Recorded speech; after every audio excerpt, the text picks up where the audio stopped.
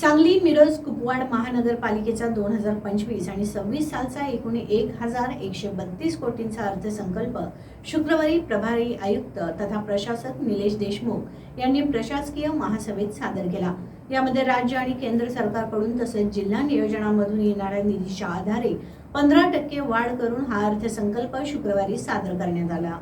सांगली मिरज महापालिकेचा भांडवली आणि महसुली खर्च गृहीत धरून कोणताही करवाढ नसलेला 19 कोटी शिल्लकीचा अर्थसंकल्प शुक्रवारी आयुक्त तथा प्रशासक निलेश देशमुख यांनी महासभेसमोर सादर केला।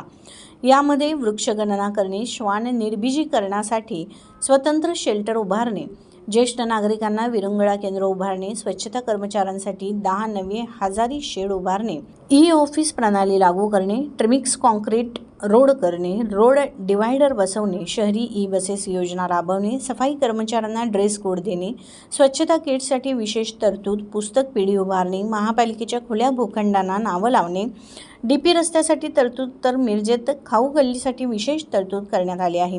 कोणतीही करवाढ नसणारा आणि 19 कोटी शिल्लकीचा सांगली महापालिकेचा 1132 कोटींचा अर्थसंकल्प प्रशासकीय महासभेत मंजूर करण्यात आला। यावेळी अतिरिक्त आयुक्त रविकांत अडसूळ, उपायुक्त स्मृती पाटील, वैभव साबळे, शिल्पा दरेकर, विजया यादव, मुख्य लेखा अधिकारी अभिजित मेंगडे, मुख्यालय लेखा परीक्षक शिरीष धनवे, शहर अभियंता पृथ्वीराज चव्हाण, जलनिसारण अभियंता चिदानंद कुरणे, जनसंपर्क अधिकारी धनंजय हर्षद यांच्यासह सर्व सहाय्यक आयुक्त, सर्व विभागांचे खाते प्रमुख आणि प्रमुख अधिकारी उपस्थित होते।